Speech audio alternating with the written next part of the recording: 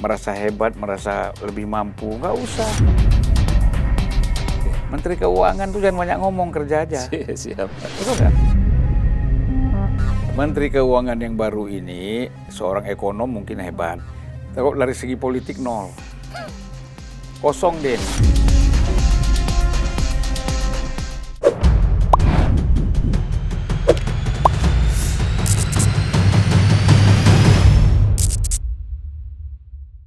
Pemirsa, kembali lagi di program OTT On The Table. Kali ini kami mengundang seorang politisi senior. Beliau juga adalah aktivis. Beliau juga adalah pemilik media sekarang. Kalau saya manggilnya Bang Zulfan Lindan ya. Bang, makasih Bang ya udah Sama-sama. mau hadir ya. Jadi Bang Zulfan ini di tengah kesibukannya, apalagi beliau minggu depan harus bertemu dengan begitu banyak orang. Baru kemarin dihubungin, beliau menyempatkan, dan tadi sempat kena macet di mana-mana, kena hujan. Tetap beliau mau datang gitu. Biasalah, kan. hari Itu Jumat. terima kasih banget ya Bang udah memenuhi undangan kita. Jadi Bang Zulfan Lindan ini ya selain saya sampaikan tadi ya seorang politisi senior, orang media, aktivis. Bang Zulfan juga jadi tempatnya diskusi Presiden ke-7 dan Presiden ke-8 ya. Jadi kemarin itu baru dipanggil juga sama Pak Prabowo untuk ya tentu Pak Prabowo memanggil Bang Zulfan kan butuh advice juga kan. Dan Pak Presiden Jokowi juga beberapa hari kemudian Bang Zulfan ke Solo untuk bertemu dengan mantan presiden atau presiden ke-7 gitu kan. Bang, memang off the record banyak ya, tapi saya mau tanya yang nggak off the record aja. Ya. Apa sih yang Abang sampaikan waktu bertemu dengan Pak Prabowo, tanggal berapa tuh kemarin itu? Ya sebelum ada reshuffle. Bisa nggak Abang agak bocorin sedikit? Ya, terima kasih Teddy dan kawan-kawan ya. Kita OTT ya. OTT. On the table. On the table. Ya. Bukan OTT ya. Ya. OTT Mirip- KPK. Dikit lagi. Dikit lah. Tinggal cara sebutnya aja kan. Iya.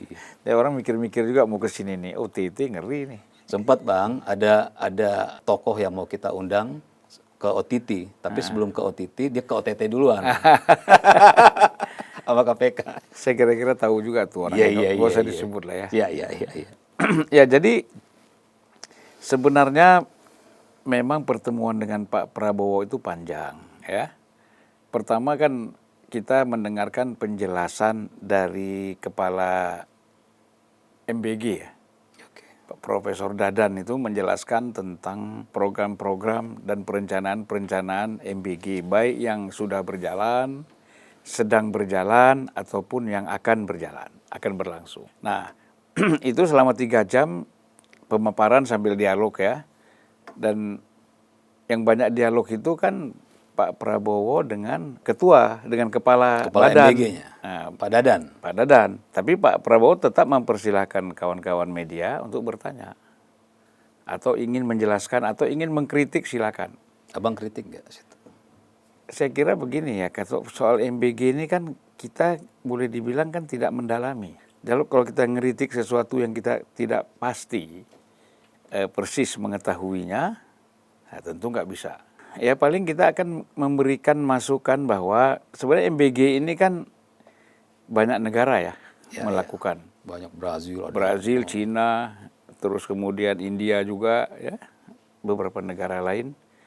Ya tentu bukan urusan gampang lah. Ya. Ngurus manusia, Betul.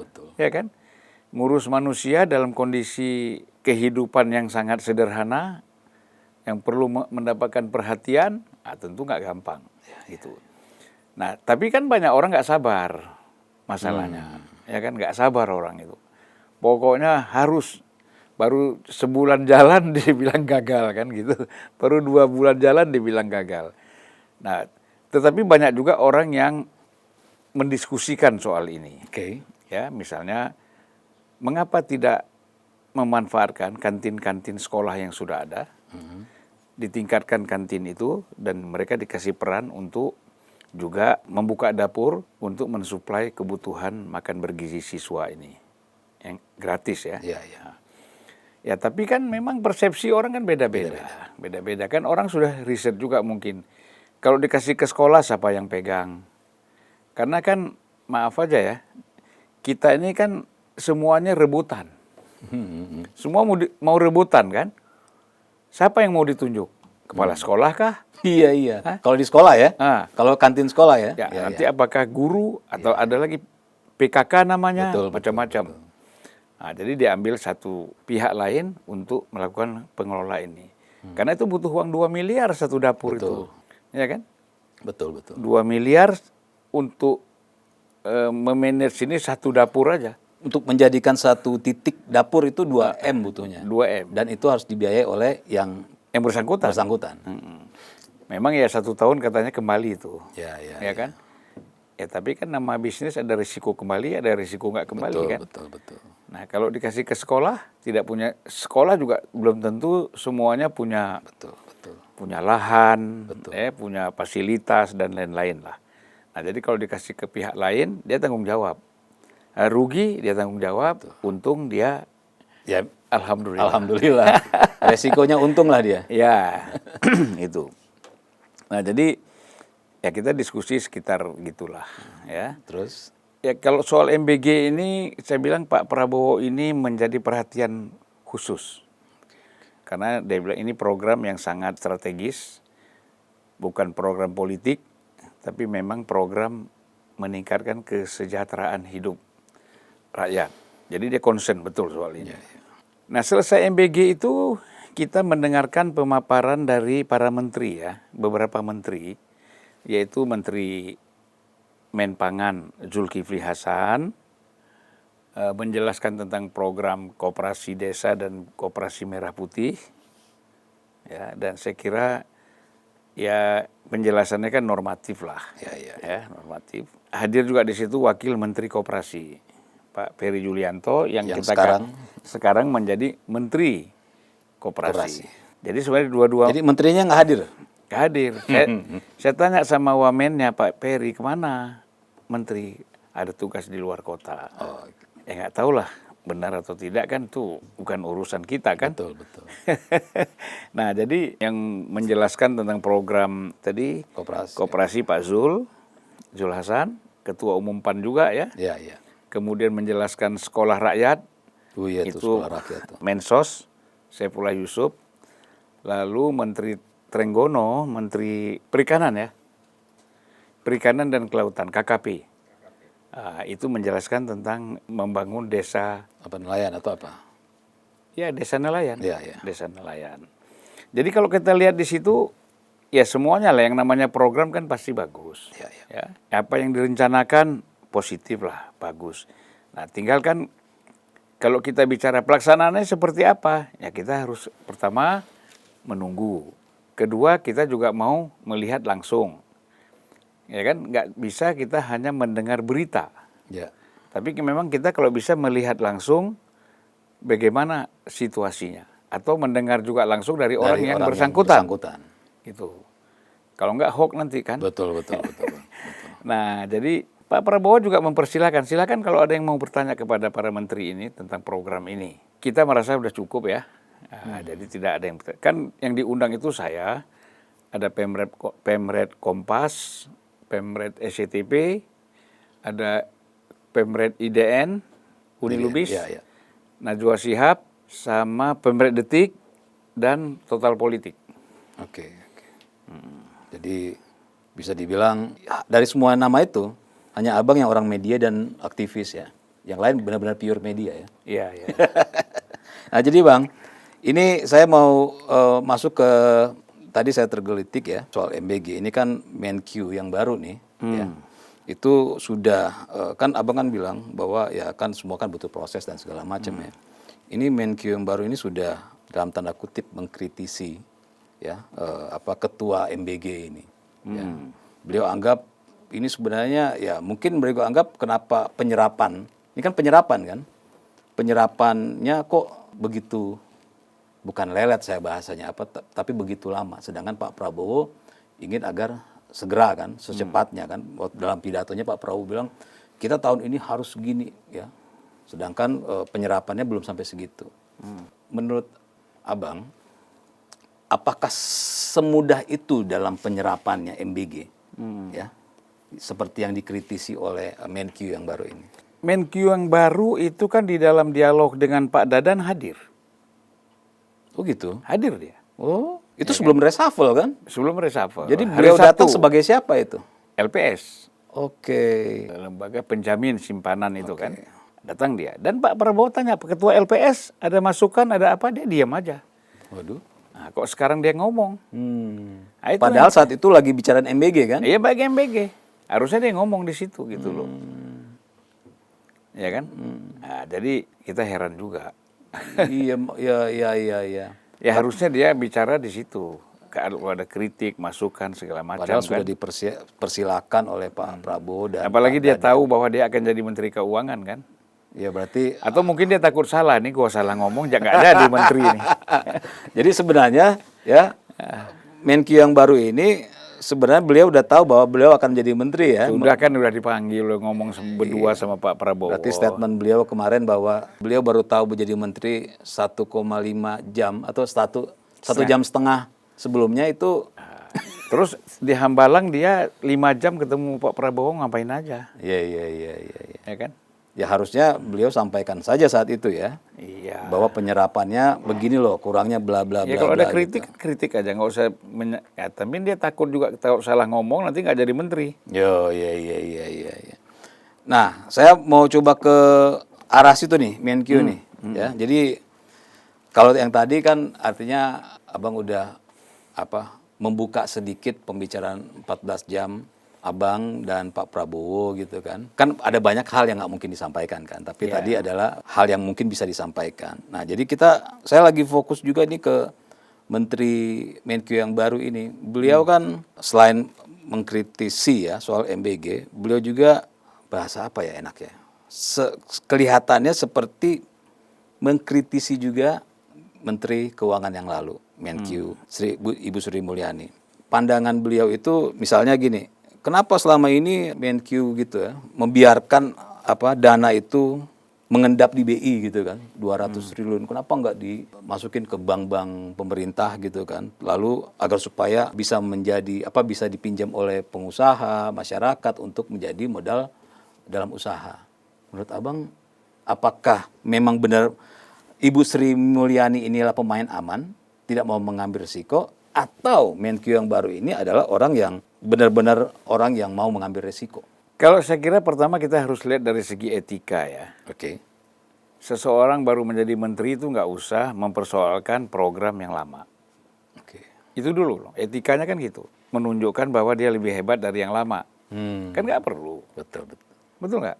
Jadi yang paling perlu dia lakukan adalah bikin program-program yang kelemahan yang lama diatasi aja. Jadi kalau terlalu banyak ngomong ke masyarakat, saya begini, ini begitu, si Sri Mulyani dulu begini, nggak habis-habis kita ini. Nanti dia diganti gitu juga. Ada aja mengkritik dia. Nah, jadi nggak usah. Jadi sudahlah apa yang sudah dilakukan oleh Sri Mulyani, baik kelemahannya ataupun positifnya, diam aja, kerja aja. Yang positif lanjutkan, yang ini perbaiki. Jangan seolah-olah nanti malah nggak kerja, cuman menunjukin hebat aja. Iya kan? Wah aku hebat ini, Sri Mulyani dulu begini, saya begini. Nah, ini menurut saya tuh nggak positif. Nah, inilah artinya apa? Dia sudah tua tapi belum dewasa. Kita kan dewasa ini kan penting kan? Iya. Cara berpikir, pantas nggak saya menjelaskan, katakanlah menurut dia ada kelemahan-kelemahan Sri Mulyani, pasti ada. Nggak perlu diceritakan. Kamu kerja aja sesuai dengan apa yang mau kamu gariskan. Kan kamu nanti 6 bulan dilihat. Omon-omon apa enggak. Jangan sok pinter, sok hebat. Gitu loh. Itu menurut saya. Pak Prabowo juga nggak senang. Orang itu kadang-kadang sebelum dikasih jabatan kan karakternya nggak muncul. Begitu dikasih jabatan muncul nih karakter yang aneh-aneh.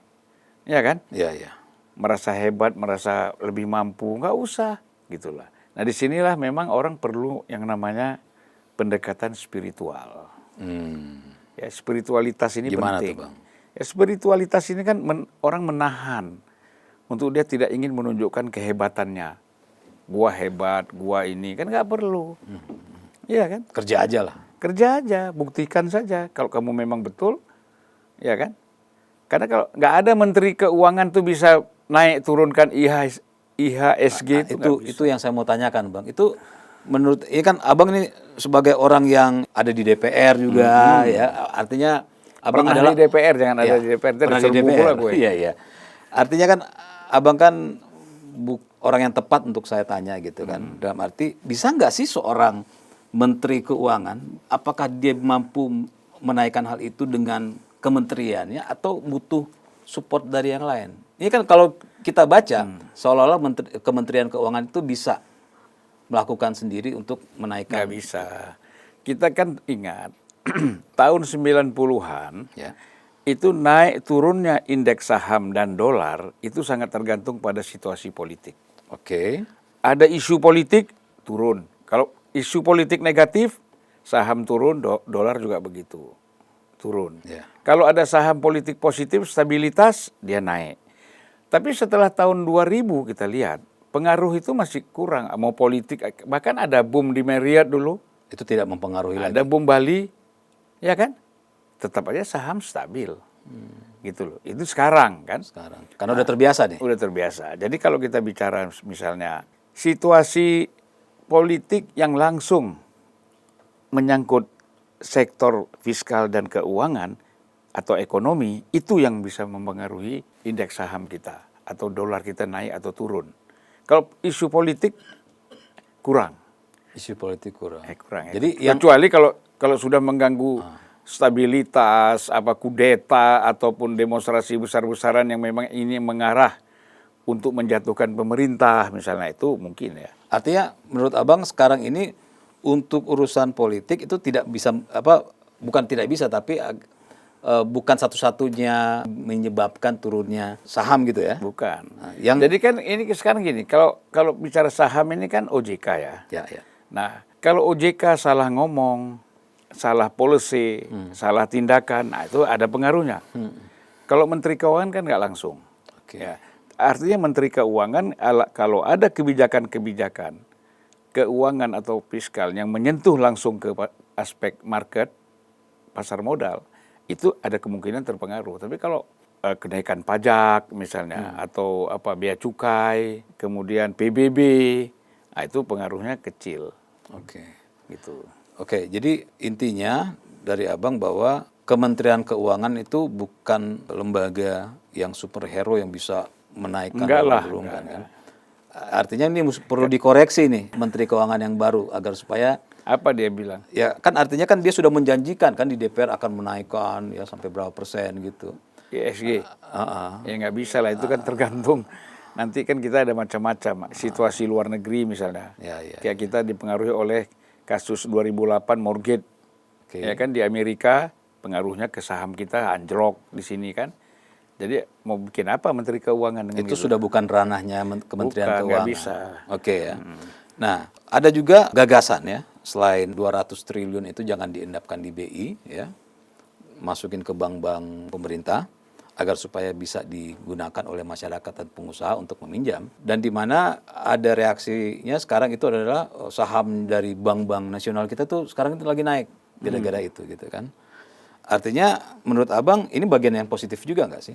Ya begini, kalau saham bank naik itu bukan karena kinerja, Oh, oke. bukan karena bisnis atau corporate, Oke. tetapi hanya sekedar ada uang masuk yang aman, ya kan? Kan kalau uang MBG masuk ke bank-bank misalnya, Iya. itu kan bukan hasil usaha, orang naruhkan uang di situ, kemudian expose-nya bahwa ada untung, ada kemasukan uang, terus sahamnya naik misalnya. Iya, iya. Itu sih bukan, menurut saya hal biasa ya. Tapi kan kalau memang dia ada inovasi di situ, ada engineering untuk meningkatkan usaha, misalnya kerjasama atau terobosan-terobosan di dalam ekonomi dan bisnis. Kalau sahamnya itu naik, itu baru luar biasa. Kalau duduk aja Organik ya, harusnya organik ya. Ini Iya, bukan organik ini. Bukan, ini kan orang ada uang masuk, saham naik. Karena diisukan aman kan gitu. Kan nggak bisa begitu. Iya. Ya kan? Iya, Saham ini nggak bisa hanya sekedar ada dana yang masuk, tetapi kinerja perusahaan itu betul-betul Mau diapain ini? Iya, iya. Jadi sementara sebenarnya dia, Bang, ya. Tidak, jadi nggak kuat ya. Ini gara-gara ada bukan isu ya, ada proses itu sehingga naik untuk sementara dong berarti ini. Iya, nanti kalau uang itu keluar gimana? Oh, oke, oke, oke, oke, oke.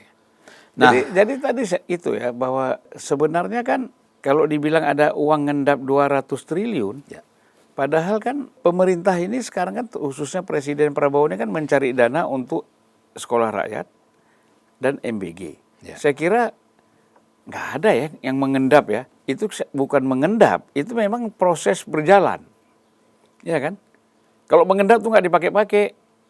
Ini kan ada proses berjalan, sekarang dibutuhkan sekian. Berapa tadi 200? 200 triliun. Ya, kan berjalan. Dibutuhkan tahun ini aja misalnya 87, ya kan? Sebenarnya bisa ya. Kan pelan-pelan. Itu harus semuanya terpakai, ya kan? Kalau nggak dipakai diambil sama Danantara nanti. Iya, iya, iya.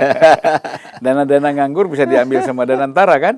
Nah, saya masih mau menanyakan mengenai sepak terjangnya Menteri Keuangan yang baru nih. Nah, beliau mengatakan begini, untuk meningkatkan pendapatan negara ya dari pajak itu nggak perlu dinaikin pajaknya, tarif pajak jangan dinaikin. Tapi cara memperbaikinya adalah harusnya datanya harus tersentral benar dan orang-orang yang belum membayar pajak itu harus patuh gitu. Artinya itu yang dia mau kuatkan, ya Bang. Dia mau kuatkan. Sebenarnya kan menurut beliau masih ada banyak orang-orang yang belum membayar pajak. Karena kan datanya ini menurut beliau belum sempurna. Jadi jangan dinaikin tarifnya pajak, tapi fokus pada wajib pajak yang belum membayar pajak ya. Dan beliau mengatakan harusnya NPWP itu NIK-nya ganti dengan NIK KTP gitu. Dan saya bilang kan perasaan kalau sekarang NPWP sudah apa namanya? Ya, NPWP kan sudah NIK KTP kan, berdasarkan KTP sekarang. Nah, menurut Abang apakah setuju atau menurut Abang bagaimana? Jangan dinaikin tarifnya, tapi dicari pembayar pajak yang harusnya yang belum membayar pajak. Menurut Abang gimana? Ya sekarang kan begini, kenapa itu jadi persoalan? Pendataan itu kan tidak sulit. Semua orang sekarang melakukan transaksi apapun, buka rekening harus ada NPWP. Iya. Walaupun rakyat kecil, walaupun Betul.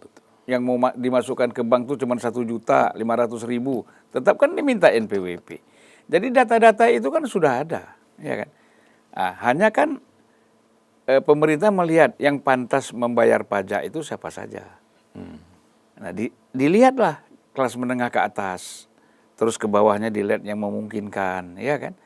Jadi jangan ada bikin isu-isu baru, gitu loh. Kerja aja, maksud saya gitu loh. Bikin isu baru lagi, seolah-olah Sri Mulyani kemarin, iya kan? Iya. Tidak optimal, tidak maksimal gitu. Oke, tapi nggak usah diomongkan lah. Jadi Abang melihat bahwa sebenarnya ini dia mau Menkyu yang baru mau ngasih tahu bahwa begini loh cara bekerja. Seperti itu. Loh iya ngapain? Kerja aja, ngapain lo sampein ke kita? Kerja itu kan kamu sama tim kamu di kementerian. Iya kan? Sampaikan aja langkah-langkah yang kamu melakukan. Ngapain jelaskan kepada masyarakat begini begitu? Nggak guna-guna. Malah jadi perdebatan. Kamu bukan presiden. Iya. Kalau presiden perlu menyampaikan kepada publik hal-hal yang memang strategis begini-begini supaya publik tahu. Udah menteri itu kerja aja, jangan banyak ngomong. Tulis aja judulnya gitu. Oke. Menteri Keuangan tuh jangan banyak ngomong, kerja aja. Siap. Betul nggak? Nah, artinya kalau saya bicara soal kementerian ya dari pandangan Abang, artinya kan ya kita harus jujur ya, banyak juga kan menteri-menteri ya dari Pak Prabowo maupun zaman dulu Pak Jokowi yang dalam tanda kutip kebanyakan ngomong. Ya, kerjanya belum maksimal tapi ngomongnya banyakan. Ini berlaku juga untuk mereka. Lah iyalah. Oke ya. Kalau sekarang banyak menteri yang nggak ngomong, mungkin nggak ada yang dikerjakan sedikit. Apa yang mau diomongkan? Oke. Ya kan? Hobi orang Indonesia ini kan ngomong. Mau diomongkan apa? Sedikit. Nanti salah ngomong dikoreksi publik lagi, dikoreksi rakyat. Apalagi sekarang ada musim demo-demo, salah ngomong sedikit di demo kan, makin takut lagi. Gitu. Jadi sebenarnya kalau dia, jadi nggak usah takut sama netizen, sama Gen Z. Itu gimana tuh Bang? Ya. Sama siapapun lah. Yang penting kerjanya benar apa enggak, ya kan? Kalau kerjanya benar kan dia bisa mempertanggungjawabkan, siap berdebat, ya kan, dengan siapapun. Jangan sebelum kerja udah ngomong. Ah, bahwa kamu nggak kerja, saya buktikan. Ini kerjanya, ini kerjanya, ini kerjanya, ini hasilnya. Kamu datang sendiri ke desa itu, ke tempat-tempat yang kami kerja. Ini kan ketakutan, nggak ngomong, takut salah. Lah kalau benar kerjanya ngapain takut salah? Iya ya. Iya Kalau iya betul. Logikanya kan gitu. Kalau kamu memang benar, ngapain takut salah? Kerja aja. Nanti kalau ada bolong sedikit dikoreksi, itu biasa. Oke, oke. Jadi jangan takut-takut, jelaskan aja. Abang lihat sekarang lagi banyak yang takut bicara nih. Takut bicara. Takut sama netizen. Takut bicara itu kenapa? Apa takut benar atau memang nggak ada kerjaannya? Kita perlu cek itu nanti tuh. Ya Bang. Jadi saya masih bicara ke urusan reshuffle kemarin dengan dan ada tokoh yang ya kontroversial ya, Menkyu yang baru ini kan. Beliau juga mengatakan begini Bang. Ya, terkait tuntutan 17+8 itu, ya, beliau mengatakan itu kan sebagian kecil rakyat, jangan sampai salah ya, sebagian kecil rakyat bukan rakyat kecil, ya. Abang melihat statement seorang menteri yang baru dengan membicarakan sesuatu yang tidak ada di lembaganya itu gimana tuh? Gini aja, Menteri Keuangan yang baru ini seorang ekonom mungkin hebat, tapi dari segi politik nol, kosong dia nih. Kan menteri itu jabatan dia seorang menjadi menteri itu kan memang harus memahami situasi politik, psikologinya, ya kan? Maka dia perlu belajar lagi psikologi sosial itu apa. Ya kan, dampak dari yang dia ngomong itu kan ada di dalam psikologi sosial, ya kan? Ya. Nah, kemudian dia harus memahami sosiologis masyarakat, situasinya seperti apa. Nah jadi sehingga dia, kalau saya ngomong ini efeknya apa, dampaknya apa, dia kan harus berpikir. Oke. Jangan kau textbook ekonomi aja yang kau pelajari, tetapi persoalan politik nggak paham kau. Kalau kau paham politik, nggak mungkin kau keluarkan statement seperti itu. Ini bikin kerjaan rumah presiden lagi. Ini kan menteri kayak begini bikin banyak PR buat presiden. Ini baru sekarang. Nanti lama-lama ngomong lagi, presiden dapat PR lagi. Maaf aja kayak Sri Mulyani kan naikin pajak, naikin ini, ngomong segala macam. Presiden lagi yang kena beban gitu loh. Presiden itu jangan kasih PR buat presiden. Menteri itu jangan kasih PR buat presiden. Dia jangan merasa hebat lah, nggak ada hebat di sini. Nabi Muhammad aja itu diperintah sama Tuhan, baca satu doa ini Muhammad, ya. Wahai Muhammad, hambaku, kau sudah nabi. Tidak ada yang aku lebih cintai dan aku sayangi dari kau, dari kamu sebagai Rasulullah, sebagai nabi. Tapi baca ini satu doa. Perlu nggak aku baca di sini? Bacain Bang. Biar kita semua termasuk saya tercerahkan. Ya. Allahumma la takilni ila nafsi tarpata ainin abada wa aslih li sya'ni kullahu. Artinya apa? Ya Allah, janganlah engkau serahkan segala sesuatu, perbuatan dan tindakan-tindakanku hanya karena kemampuanku. Tapi sesungguhnya semuanya aku menyerahkannya kepada engkau. Abadan, sampai akhir zaman. Nah jadi apa artinya? Ego itu nggak boleh. Oh ini karena aku hebat, karena aku begini, karena aku begitu. Di mata Tuhan itu nol. Ego itu milik Tuhan. Kalau kau ambil ego itu, Tuhan marah. Kau mau mengambil posisi aku pula, kata Tuhan. Oke. Nah orang yang membangga-banggakan diri, dia lebih pintar dari yang lain, lebih hebat dari yang lain, ya kan, lebih kuat dari yang lain, ini kan karena ego. Ya. Kata Tuhan, oh gitu. Tinggal ku sentil aja kau pakai satu biji pasir, terguling kau. Ya.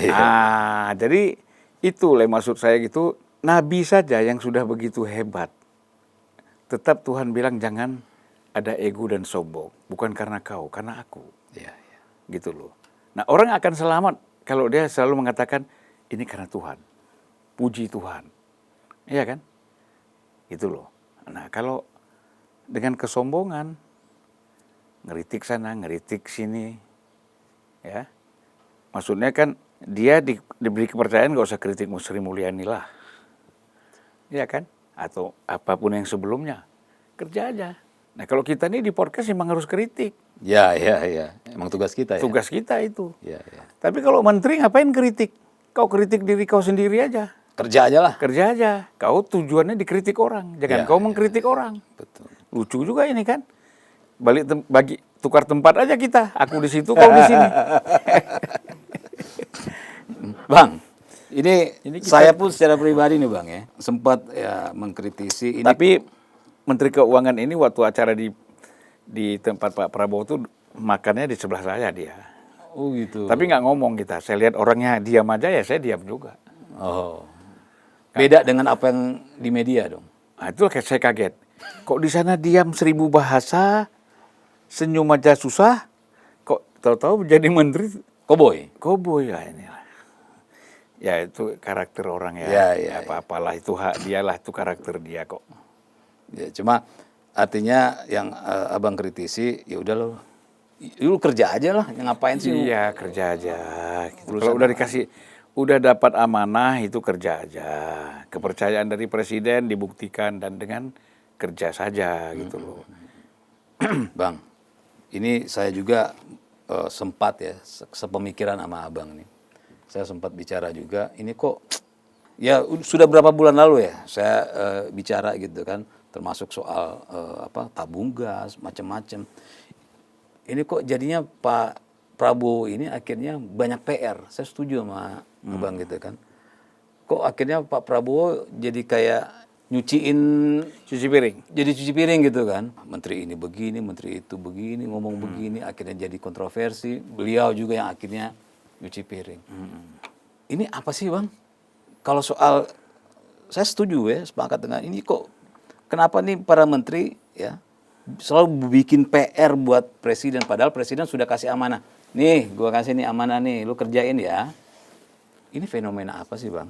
Jadi gini, ada orang itu populer dikenal masyarakat karena kerja positif, itu kan dikenal dia. Wah ini kerjanya bagus, orang senang. Ya misalnya menteri apa dilihat sukses dan rakyat merasakan kesuksesannya itu kan gitu. Ada juga menteri nggak kerja supaya dianggap eksis, ada ya bikin yang aneh-aneh, ya kan? Masuk media. Oh ada. Kau kan coba 10 menteri aja sekarang sebut siapa yang kita kenal. Aku nggak kenal. Ya kalau Bahlil, Zulkifli Hasan karena ketua umum partai Ya. kita kenal. Iya. Pak Prabowo misalnya kan, AHY kita kenal. Tapi menteri-menteri yang lain itu, ya kan? Iya ya. Saya juga gara-gara abang ngomongin saya mikir, oh iya siapa aja menterinya ya? Iya, iya kan? Gitu. Kalau ditanya nggak kenal kita. Kenapa itu Bang? Ya karena proses mereka ini kan bukan gini. Pada masa Orde Baru, Ya. semua menteri itu harus proses melewati DPR. Semua, mau JB Sumarlin, mau Emil Salim, siapapun Fit mereka. and proper di situ. Bukan, mereka menjadi calon anggota DPR dari Golkar. Boleh Bang, kita coba di-share nih, ini menarik nih Bang. Iya, iya kan? Hah? Nah kemudian setelah mereka baik terpilih atau tidak terpilih, tapi Golkar pasti terpilih lah. Ya zaman itu ya. Ya kan? Istilahnya gelas saja pun ditaruh pasti terpilih, apalagi orang kan gitu. Ya zaman itu.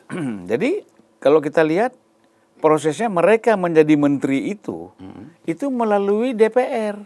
Mereka kampanye ke seluruh daerah. Ya Ini kan? untuk menteri ya?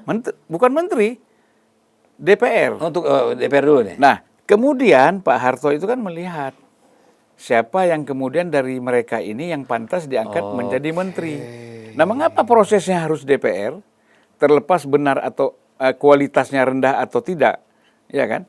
Tetapi orang kalau yang benar-benar dia menjadi calon anggota DPR dan bekerja pada saat kampanye, turun ke masyarakat, dia tahu problem rakyat. Ini nggak ada jembatan, ini nggak jalan rusak, ini sekolah nggak beres, ya kan? Keluhan-keluhan masyarakat itu dia dengar. Sehingga ketika dia jadi menteri, dia tahu bagaimana kerja untuk meningkatkan kualitas hidup masyarakat. Ya. Kalau sekarang anggota DPR kita sekarang kan kampanye jarang datang, ya kan? Konstituen banyak yang nggak kenal dia, gitu loh. Ya bagaimana dia tahu problem masyarakat? Masyarakat datang dia kabur. takut dimintain uang, padahal sudah ada uang yang diberikan oleh Ya, ya. pemerintah atau negara kepada dia untuk sampai ke masyarakat, Ya, ya. tapi itu disembunyikan misalnya. Nah inilah maksud saya bahwa hal-hal seperti ini kan sekarang terjadi. Nah, pada masa Orde Baru, jadi anggota DPR dulu, berjuang dulu menjadi anggota DPR, kampanye, baru kamu bisa jadi menteri. Semuanya itu. Semuanya. Gak ada ucuk-ucuk kita nggak tahu kapan ini manusia dari mana pula datang jadi menteri. Gak ada pada masa Orde Baru itu. Oke, oke. Coba sebut. Kita kenal semua, sehingga kita kenal semua. Jadi nama-nama yang jadi menterinya Pak Harto itu sudah dipastikan dia di DPR. DPR dulu prosesnya. Oke. Ya memang negara, apalagi presidensial, itu memang harusnya lewat DPR. Ya kan? Artinya Pak Harto waktu itu mengambil menteri yang dia sudah tahu teruji nih Iya. di DPR. Gitu. Mau kerja juga. Mau kerja juga. Jangan mau enak-enak aja tiba-tiba Ya, jadi menteri kok nggak kerja. Kalau orang di anggota DPR kan kerja, walaupun banyak yang anggota DPR juga yang tidak kerja. Untuk menjadi anggota DPR kan bisa saja, itu bisa diatur lah. Tetapi kan melalui proses itu kan benar gitu loh. Ya, ya, ya. Nah, oleh karena itu ya kita mengharapkan gitu Presiden betul-betul menseleksi siapa yang menjadi anggota kabinet, ya kan? Sehingga tidak ada lagi itu orang bicara, wah ini non partai, ini partai, nggak ada, Oke, oke. ya kan? Siapa saja mau jadi anggota DPR itu harus lewat, ya siapa saja masuk kabinet lewat DPR.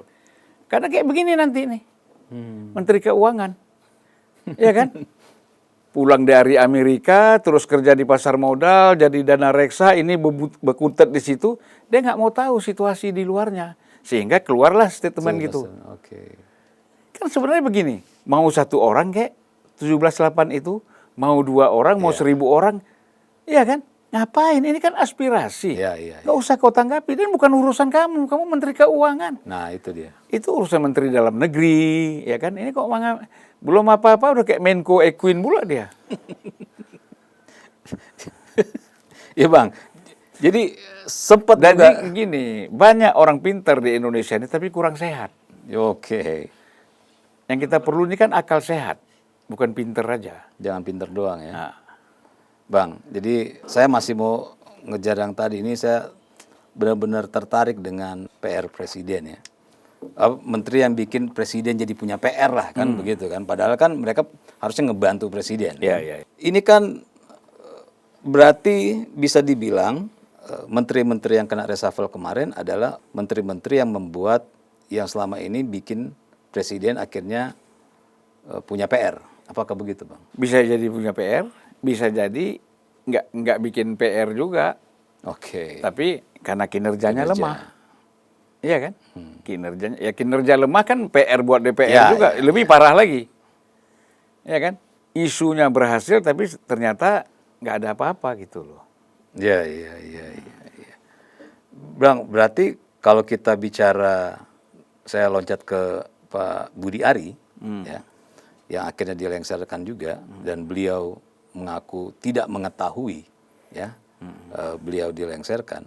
Ini kan orang lagi bertanya-tanya nih Bang, apa, kan saya cuma nanya sebagai pandangan politik Abang ya, kenapa Budi Ari, ya, kalau dilihat dari kinerjanya atau programnya, yang akhirnya kemarin sempat Pak Presiden juga ikut turun, itu kan kelihatannya program koperasi, kerjasama dengan UMKM dan segala macam, itu kan hal yang bagus.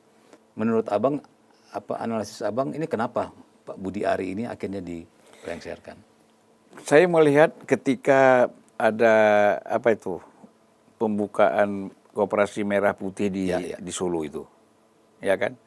Setelah menutup Kongres PSI, Partai Solidaritas Indonesia, kemudian kan acara Merah Putih, Koperasi Merah Putih. Lanjut ya, habis dari PSI lanjut itu. Dan itu kan yang menyampaikan bukan Budi Ari, itu yang menyampaikan itu, artinya bukan Menteri Koperasi tapi Menpangan kan. Oke. Biasa oke lah ada Menpangan, tapi kan secara teknis harusnya Menteri Koperasi yang menjelaskan. Tapi kan dia tidak menjelaskan. Oh gitu. Ya kan? Saya sempat ketemu di acara PSI sama Budi Ari, Pak Budi Ari. Iya. Artinya harusnya dia dong yang bicara dong. Ya bisa penjelasan lah Oke, secara teknis kan itu. Tapi bisa juga karena waktu tidak cukup barangkali. Ya itu macam-macam lah Ya, ya, ya. alasannya kan bisa aja. Nah kemudian semua persoalan koperasi merah putih itu di take over oleh Menpangan. Oke. Ya kan? Nah ini menunjukkan bahwa memang dianggap Menteri Koperasi apakah dianggap lambat atau tidak bisa menyesuaikan dengan langkah-langkah kerja yang dibutuhkan oleh Presiden, kan bisa jadi gitu loh. Itu kalau bicara dari segi kinerja. Kinerja. Nah, tapi ada kasus lain misalnya ada isu judi online terlibat Ya, Budi ya, Ari ya. disangka ya. Ya, disangka. Betul, betul. Bukan ini bukan tuduhan, Betul, tapi kan disangka seperti itu. Nah, tapi kan hal-hal seperti isu-isu seperti itu, walaupun sudah ramai di KPK, ya, tapi kan tidak bisa dijadikan sebagai salah satu alasan, gitu. Karena belum ada bukti dia tersangka kan. Ya, betul. Artinya belum ada bukti dia bersalah gitu. Tapi kan isu itu melebar kemana-mana, gitu. Nah itu juga bisa jadi menjadi alasan. Salah kan? satu alasan. Gitu. Nah, tapi kan sebagian orang mengatakan, wah Budi Ari disingkirkan itu karena dia orangnya Pak Jokowi. Nah ini saya mau tanya, tapi abang udah mau bagaimana tuh bang? Ya. Pak Prabowo menjelaskan. Saya pengen tanya, tapi abang udah Ya. ngomong. Yang aku tahu arahnya ke situ. Hebat. Ya kan. Nah jadi Pak Prabowo tuh menjelaskan, ya. Ini saya nggak tahu nih ya, ini off the record atau tidak nggak tahu, tapi saya jelaskan, tapi muat aja lah. Ya, oke. Ya kan siap. kalau dimarahin apa boleh buat kita kan. Namanya salah kita akui, dimarahi kan. Ya maaf aja. Gitu. Ya kan, misalnya tidak ada menteri yang diusulkan oleh Pak Jokowi kepada saya, kata Pak Prabowo, kecuali Pak Pratikno. Oh, Itu pun kalau bisa, kata Pak Prabowo. Pak Jokowi tidak memaksa harus. Ya kalau bisa, ya. saya kata Pak Jokowi menitipkan satu orang yang namanya Pratikno, Mensesnek kan, kemudian menjadi menteri apa tuh sekarang? Pak Pratikno itu sekarang Menteri itu yang dijabat oleh Puan dulu ya, Menko dia, manusia gitu. jadi hanya Pak Pratikno. Itu Pak Prabowo sampaikan waktu pertemuan dengan abang nih. Iya, dengan kawan-kawan itu disampaikan begitu.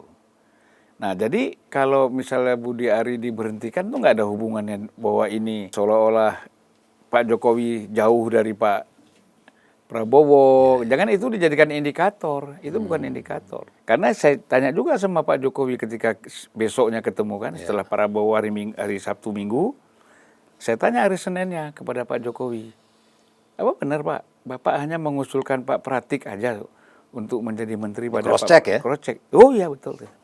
Oke. Gitu, ya kan? Nah, jadi kita Jadi Budi Ari itu bukan nama yang diusulkan oleh Pak Jokowi kan berarti kan? bukan. Artinya ini daftar nama dikasih itu enggak ada. Oke. Ini kan sudah saya nyambung lagi yang tadi ya berkembang ya, tapi ya terima kasih ini abang sudah dan udah sampaikan begini, artinya ya isu-isu bahwa ini dari Pak Jokowi bagian dari Budi Ari dan segala macam itu terlepas karena sudah yang bicara sudah Presiden RI ke-7 dan ke-8. Mau siapa lagi yang mau kita tanya gitu kan? Sudah mereka si pemangku kekuasaan saat ini gitu. Nah, saya tertarik Pak ya. Saya mau balik sebentar, saya balik dulu ke belakang nih Bang. Saya agak lupa tadi tapi saya mau nanya. Bang, abang kan ya seorang praktisi politik, pelaku, aktivis, politisi, udah lama lah. Yang abang sampaikan tadi, yang soal Pak Soeharto, ya, ketika beliau mengambil menterinya itu kan benar-benar orang yang sudah jelas ya, ini kerja punya track record bla bla bla, akhirnya dijadikan menteri dan akhirnya memang bekerja gitu kan. Pertanyaan nih Bang, kalau sudah terlanjur, ya, sudah terlanjur jadi, tapi menurut abang ini menteri ini nggak sesuai dengan bidangnya menurut abang itu. Ada saran nggak Bang, si menteri yang dalam tanda kutip masih kosong di bidangnya harus ngapain gitu? Ya pertama kan dia harus belajar. Memang orang Indonesia ini jarang yang berani mengaku nggak mampu, tidak cocok misalnya.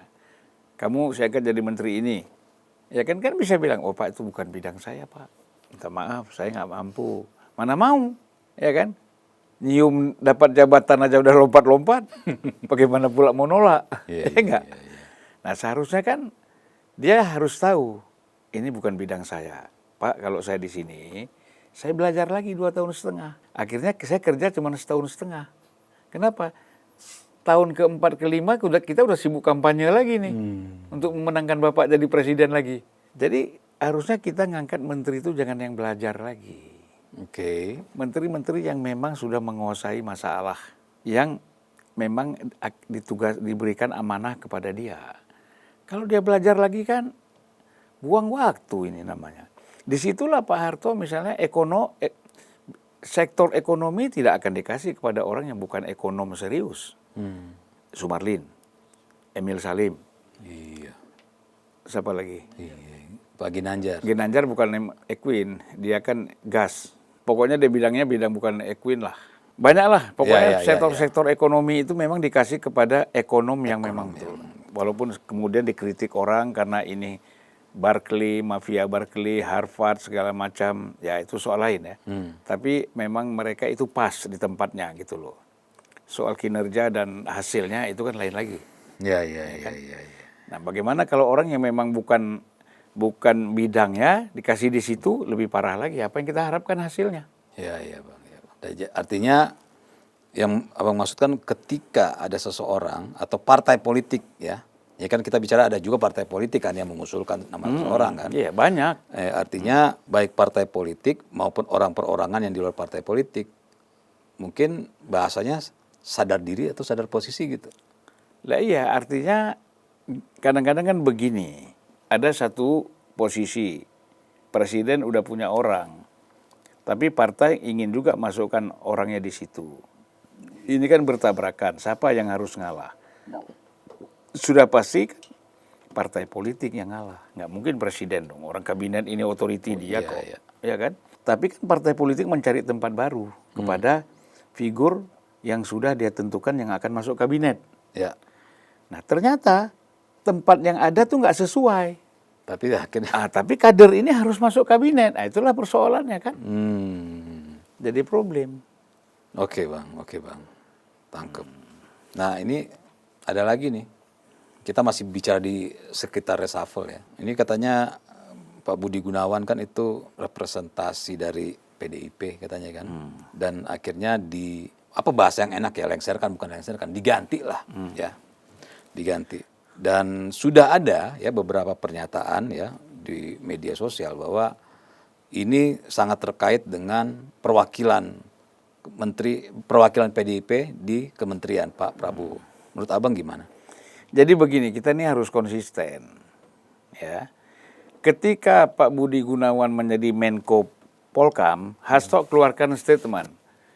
Pak Budi Gunawan tidak mewakili PDIP dan dia bukan kader PDIP, kan nggak? Coba buka. Ya, saya baca. Kan nggak konsisten. Ya. Harus konsisten. Dulu kita bilang bukan, sekarang kita bilang dia kader. Ya. Ya kan? Nah jadi artinya apa? Ketika mengatakan Budi Gunawan bukan kader PDIP saat menjadi Menko Polkam, itu siasat aja. Seolah-olah PDIP tidak ikut di dalam kabinet, padahal ada. Ya kan siasat itu namanya. Ya, namanya siasat itu akan terbongkar. Lambat laun pasti akan terbongkar ya? Iya. Oke. Bang, ini saya loncat-loncat ya, karena banyak poin yang saya harus ambil dari omongan Abang nih. Tapi balik lagi nih ke Pak Budi Ari nih. Ya, Pak Mahfud mengatakan begini, Mahfud MD. Dengan Budi Ari dicopot sebagai menteri, maka ini akan menjadi pintu masuk ya untuk memproses urusan kasus judi online. Ya. Emangnya kalau menteri emang nggak bisa diusut Bang? Bisa. Wamen aja tiba-tiba OTT. Terus kenapa ada pernyataan Pak Mahfud seolah-olah, ini kan Pak Mahfud bicara begini kan seolah-olah karena dia jadi menteri, ini prosesnya nggak terhambat. Ya, terhambat. Ketika sudah tidak jadi menteri, baru bisa los. Kan artinya kan seolah-olah, ini kan di framing, kalau orang jadi menterinya Pak Prabowo, maka kasusnya tidak bisa semulus kalau udah nggak jadi menteri. Emang begitu Bang? Saya kira penegak hukum kita ya nggak begitulah. KPK kan, misalnya kita sebut saja siapa dulu, Golkar itu Idrus Marham itu jabatannya apa? Oh iya, Sekjen Partai Golkar. Satu, kedua kan dia mensos Menteri, juga. iya, mensos. Tapi kan kalau memang salah diambil juga, ditangkap juga kan. Jadi nggak benar itu. Jadi bahwa apa yang disampaikan oleh Pak Mahfud seolah-olah kalau jadi menteri itu orang penegak hukum tidak akan memproses dia, lalu sekarang karena tidak menteri lagi diproses. Nanti kalau nggak diproses juga terusnya gimana? Iya. Nah, jadi statement-statement kita itu memang jangan membuat situasi itu kacau gitu loh. Jadi bahwa seolah-olah ini kan sama aja. Apakah presiden menghambat proses hukum terhadap seseorang walaupun dia menjadi menteri? Ya kan gitu. Presiden kan terserah saja. Pada zaman Pak Jokowi juga ada menteri yang masuk. Ya kan, sekarang baru yang terbukti wamen misalnya. Nanti kita nggak tahu siapa lagi. Saya memang melihat presiden ke-7 dan 8 ini dia nggak berpikir bahwa mau itu orangnya mau apa gitu kan. Pokoknya ya udah serahkan ke hukum. Proses gitu kan. hukum. Proses hukum. Bang, ini pertanyaan terakhir karena kita dibatasi waktu untuk hari ini aja. Nanti next kan bisa ketemu lagi kita kan. Saya ada pertanyaan yang lama saya sudah simpan, tapi kayaknya orang yang tepat untuk saya tanyakan abang nih. Ya, bagaimana menurut abang ya? Saya tuh melihat kok agak miris orang-orang yang selama hampir 10 tahun bersama Pak Jokowi. Bahkan ada baik mau influencer kek, mau tokoh kek, mau pejabat kek ya. Yang selama hampir 10 tahun ya, mereka besar karena Pak Jokowi baik ada di kementerian, baik di komisaris, baik jadi influencer, baik jadi pokoknya yang tadi bukan atau orang-orang nothing menjadi sesuatu karena Pak Jokowi. Tiba-tiba dalam waktu 1 tahun itu semua berbalik 180 derajat, bukan hanya menghina ya, mencela, akan memaki Pak Jokowi. Ini abang lihat apa sih bang? Siapa itu? Ya banyak lah bang. Kita kalau sebutin banyak listnya. Dari influencernya, dari mantan komisarisnya, mantan menterinya. Ya. Seolah-olah Pak Jokowi itu jelek. Ini apa bang abang ngelihat? Ini nggak kita ngelihat manusia ya. Kita lihat sebagai manusia nih. Ini kenapa sih bang? Pertama itu memang dalam dirinya ada sifat hipokrit. Dalam dirinya ada sifat hipokrit. Artinya saya dekat sama Pak Jokowi karena saya ingin mendapatkan sesuatu. Yang bisa memberikan sesuatu itu adalah Jokowi. Nah, makanya saya harus menjilat, mendekati, segala macam saya lakukan kan gitu. Begitu Pak Jokowi tidak lagi menjadi presiden, dia mencoba melakukan hal-hal yang melawan. Apalagi kalau dia percaya misalnya bahwa terjadi perpecahan antara Prabowo sama Jokowi kan gitu. Dia mulai seolah-olah nyerang Jokowi, dia pro Prabowo. Padahal dia salah. Padahal ini nggak ada persoalan, nggak ada konflik, nggak ada apa-apa. Dia mau bergantung ke Pak Prabowo. Ah, itu kadang-kadang salah. Bahasa kasarnya mau nyari makan di tempat Pak Prabowo. Iya. Jadi Jokowi kan nggak presiden lagi, dianggap udah selesai nggak bisa. Sekarang bagaimana dapat tempat Pak Prabowo? Nyerang Pak Jokowi, iya kan? Iya. Nyerang Pak Jokowi karena dalam persepsi dia atau dalam pandangan dia Jokowi sama Prabowo udah pecah. Oke. Atau mereka mau pecah? Siapa? Mereka pengen dibuat pecah, berupaya untuk memecahkan. Tidak. Tapi kan Pak Prabowo bilang berkali-kali Pak Prabowo nggak bisa. Nggak bisa. Kemarin juga Pak Prabowo menegaskan Di pertemuan itu ya. Iya, dia tegaskan. Nah, ini kan beberapa orang yang saya kenal, abang juga kenal kan, tiba-tiba kok ini berubah ya. Ya tadinya sebuah kebijakan Pak Jokowi, mereka bela mati-matian, sekarang kebijakan yang sama mereka maki gitu kan. Ya itu kutu loncat. Aduh. Ya kan kalau kutu loncat gimana? Sebentar di bantal, sebentar di kasur, sebentar di baju kita dia. Nah, kutu loncat. Banyak manusia seperti itu sekarang. Iya kan? Iya bang, saya agak miris juga ngelihat begituan. Ya nggak usah miris lah, biasalah orang-orang seperti itu banyak di sekitar. Zaman Nabi mulai Nabi Adam sampai Nabi Isa sampai Muhammad juga ada banyak manusia seperti itu. Kita boleh nggak suka sama dia, tapi kan kita doakan aja. Ya kan? Kita doakan kalau dia nggak berubah itu urusan dia sama Tuhan. Yang penting kita udah dapat pahala. Ya. Betul nggak? Betul. Oke bang. Jadi kalau saya ingin menutup ya bahwa negeri ini memerlukan banyak kontemplasi. Oke, ini sekalian closing statement Ya. Bang ya. Oke. lanjut. Kontemplasi terutama dari elit-elit kita. Pak Prabowo, Bu Mega, Pak Jokowi, kemudian Pak SBY. Kalau ini elit utama karena mantan presiden. Mantan presiden. Kemudian tentu ada elit yang di lapis kedua, ketua umum partai misalnya. Kalau nggak pernah kontemplasi, berpikir, ini kan akhirnya praktis-praktis terus. Yang ada emosi, ya kan? Kalau emosi ini kan benturan-benturan terus yang terjadi. Tapi kalau kontemplasi dengan pendekatan jiwa yang bersih, dengan pendekatan spiritualitas yang matang, itu yang terjadi kan kekompakan.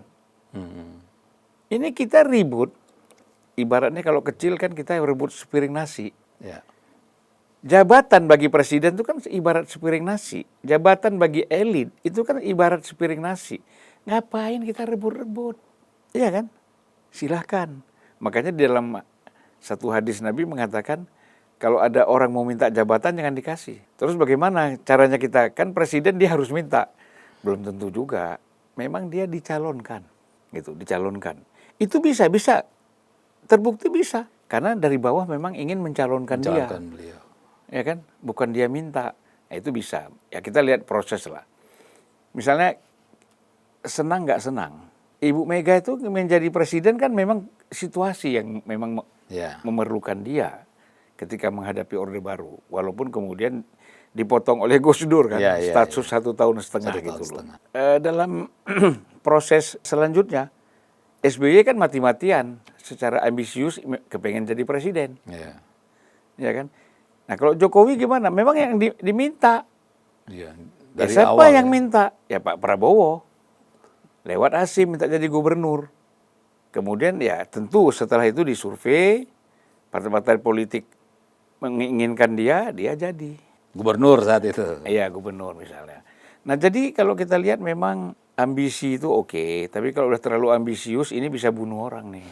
Kembali lagi, pendekatan spiritual ini penting bagi masing-masing elit ini dengan jalan kontemplasi. Karena itu kalau Tuhan itu mengatakan, 1 hari 5 menit saja kau merenung. Memikirkan siapa yang menciptakan dunia ini, langit, laut, ya kan? Yang kita nikmati ini semua kita kontemplasi. Pasti kita bisa menjadi orang yang merasa kecil dan merendah. Siapa aku? Apa yang udah aku ciptakan? Yang ada aku bikin kerusakan. Nah gitu. Nah jadi ini memang satu hal yang memang harus melalui proses ya. Makanya saya dulu mendirikan namanya Aliansi Tasawuf Independen. Aliansi Tasawuf Independen itu artinya aliran tasawuf yang tidak bergantung kepada aliran-aliran yang sudah ada. Yang ada mazhab-mazhabnya. Gitu. Kita independen. Mandiri. Nah, jadi bagaimana? Urusannya kau membangun tasawuf kamu berhubungan dengan Tuhan kamu sendiri. Tetapi tasawuf kita yang saya maksud ini bukan tasawuf yang alinasi. Seolah-olah kalau kau dekat sama Tuhan, kau nggak ngurus rakyat. Justru semakin kau dekat sama Tuhan, kau semakin revolusioner.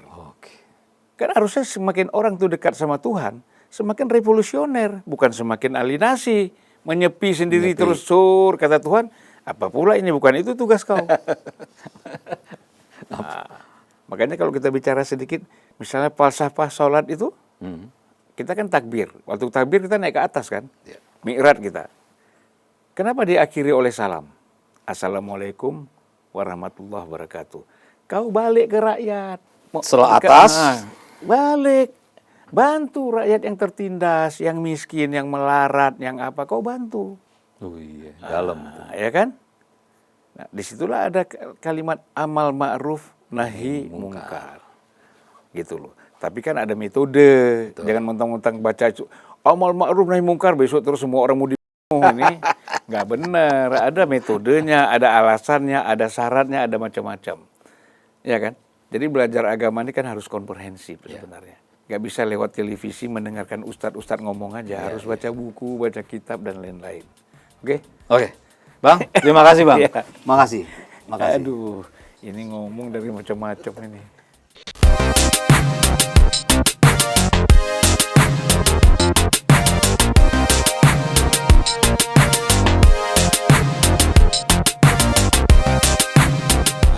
dimasukin sama Om Vincent ini. Politik. Udah nggak menarik ngomong artis, Bang.